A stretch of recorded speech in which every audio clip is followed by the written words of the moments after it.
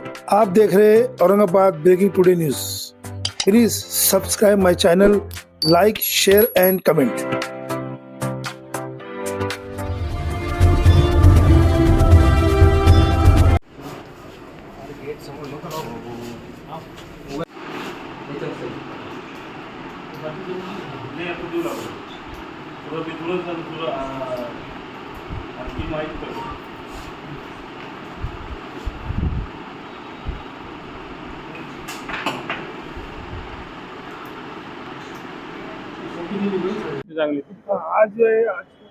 आज लेखा विभागात जे भ्रष्टाचार आणि अनौगंदी कारभार आणि एक स्कॅन्डल जे चालतंय त्या स्कॅन्डल आयुक्तांनी उद्ध्वस्त करावा असं लोकशाही मार्गाचं आणि प्रतिमंडळ फॉर्म करून आम्ही जे इतर आयुक्तांना भेटलो होतो।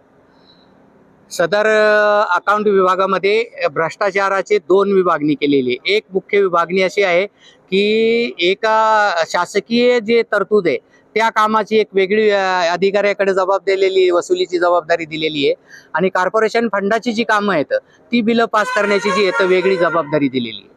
तर या वसुलीमध्ये काय होतं की ज्यावेळेस फाईल आयुक्तांना रिकमेंड करायची असते त्यावेळेस मुख्य लेखाधिकारी यांना 1% द्यावा लागतो। त्याच्यानंतर RTGS आणि चेकच्या वेळी लेखाधिकारी यांना 6 ते 7% द्यावा लागतो। बिल तपासणी करणारा जो क्लर्क आहे ज्याच्या दोन विभागणी केलेल्या आहेत त्याला 0.5% द्यावा लागतो आणि लेखाधिकाऱ्याला बिलासाठी 1 ते 1.5% पैसे द्यावे लागतात। 7 ते 8%चा खर्च महानगरपालिकेच्या अकाउंटमध्ये झाल्याशिवाय ठेकेदाराचं देयक पारितच होऊ शकत नाही। ज्या दिवशीपासून आलेले आहेत आम्ही आतापर्यंत अन्याय सहन केला, पण आता लोकप्रिय, डेमोक्रॅटिक आणि यंग असे आयुक्त आपल्याला लाभले या आशाने आम्ही आयुक्तांकडे गेलो होतो। त्यांच्याकडे आम्ही आमचं दुखणं मांडलं आणि कशा प्रकारे भ्रष्टाचार इथं माजलेला आहे आणि त्याला कुणीही आतापर्यंत जे येतं ते सुरुंग लावण्याचा प्रयत्न केलेला नाही।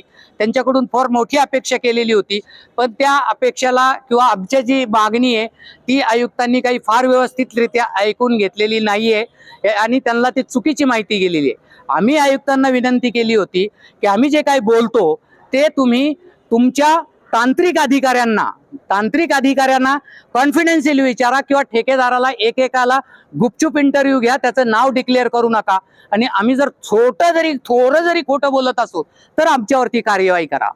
मी माझ्याच एका संचिकेचं उदाहरण सांगतो की माननीय मुख्य लेखाधिकारी यांनी 20/4/2026 ला माझी संचिका मंजूर करून आयुक्ताकडे रिकमेंड केली। शासकीय तरतुदीची ज्या सेक्शन आहे त्या सेक्शनवाल्यांनी ही कॉर्पोरेशन तरतुदीची फाईल स्वतःकडे घेतली आणि ऑफिसमध्ये त्याच्या कार्यालयाच्या कपाटात दडपून ठेवली आणि तिथं काय केलंय त्यांनी, ही जे कलेक्शन सेंटर आहे त्याचं शासकीय बिलाचं जे कामं पास होतात ते कलेक्शन सेंटर टॉयलेटचं अँटी चेंबर हे कलेक्शन सेंटर आहे आणि त्या कलेक्शन सेंटर मध्ये ती फाईल त्यांनी आपल्या कपाटात लपवून ठेवली होती। मी तिथं विचारपूस करण्यासाठी गेलो, तर मला अरेरावीची भाषा वापरली।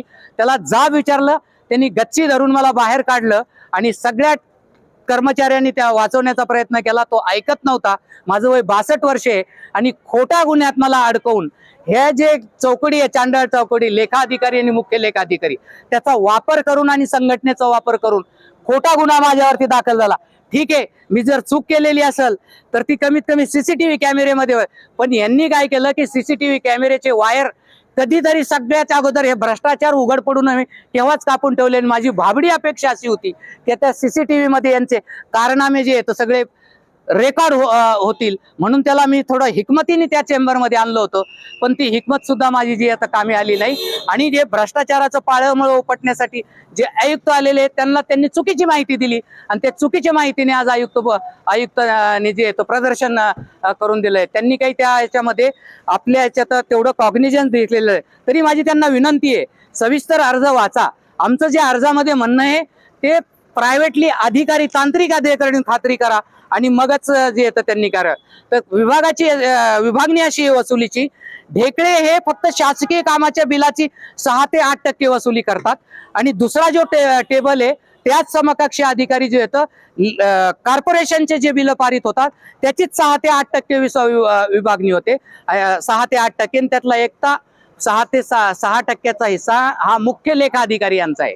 हे जे रॅकेट आहे हे रॅकेट भ्रष्ट होऊ नये म्हणून माझ्यासारखा बोलणारा, लोकशाही मानणारा कॉन्ट्रॅक्टर त्यांना इथं नको होता, त्याची पाळंमुळं उपटून काढण्यासाठी जे येतं त्यांनी हे स्कॅन्डल रचलं आणि त्याला चुकीचं प्रोटेक्शन देऊन त्या मुलाला, कलेक्शन सेंटरचा मुलगा, आयुक्त म्हणतायत की तो काय इनोसंट आहे, जो ज्याच्याकडे एवढी मोठी जबाबदारी आहे कलेक्शन सेंटरची, एवढं मोठं कलेक्शन लाखो कोट्यावधीचं 125 ते 150 कोटी रुपयाचं कलेक्शन आहे कमीत कमी त्यांचं शासकीय आणि कॉर्पोरेशनच्या फंडातला, एवढी मोठं भ्रष्टाचार तिथं. आयुक्त म्हणतात की त्यावेळी काय म्हणलं, अरे त्यावेळीची सिच्युएशन वेगळी होती, आज तुमच्याकडे आम्ही वेगळ्या नजरेने बघतो की तुम्ही तडफदार आयुक्त आहे, शासनाने परमेश्वराने तुम्हाला संधी दिली होती की इथला भ्रष्टाचार मी उपटून काढून आणि निदान म्हणणं तरी ऐकून घ्यायला पाहिजे होतं.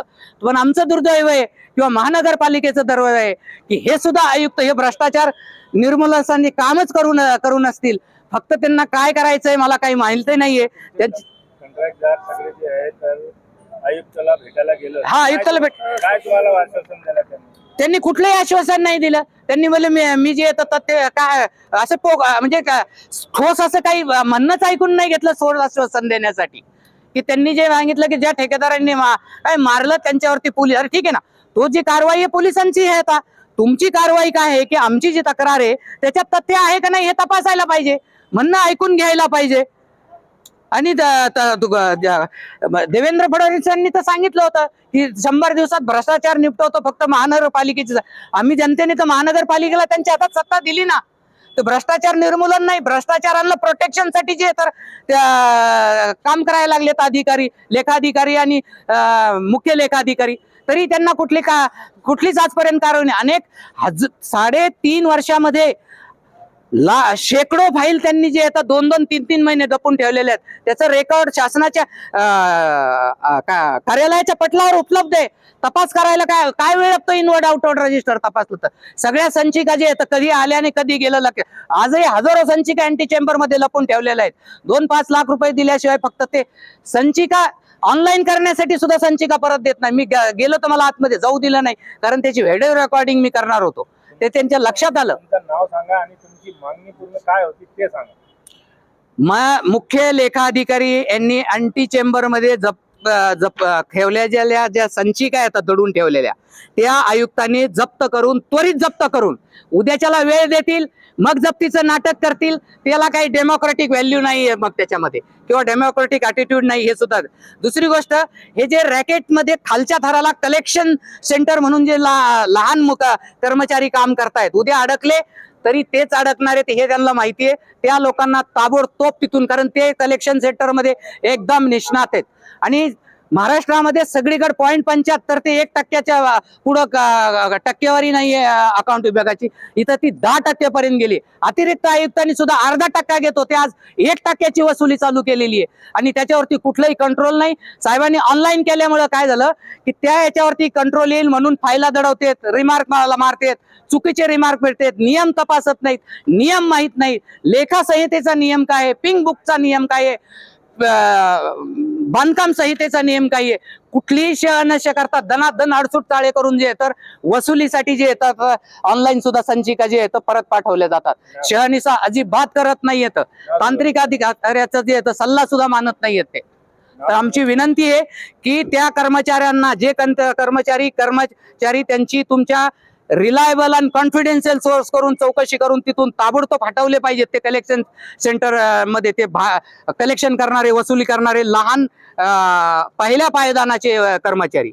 दुसरं, त्यांनी जे 3.5 वर्षात 2-2, 3-3, 6-6 महिन्याच्या फायल्या दडवून ठेवल्या आणि आर्थिक वसुली झाल्यानंतर बाहेर काढला, त्याचं संपूर्ण रेकॉर्ड तपासून त्याचे अहवाल तयार करून शासनाला पाठवावं आणि त्यांना जे परत पाठवून द्यावं आणि त्या भ्रष्टाचाराची सगळी चौकशी करावी. नाही तर सोमवारी आम्ही इथं उपोषणाला बसणार आहोत सगळे ठेकेदार, आणि मग आम्ही त्या उपोषणामध्ये जर आम्हाला न्याय मिळाला नाही तर आम्ही अगदी काम बंद सुद्धा करणार आहेत आंदोलन.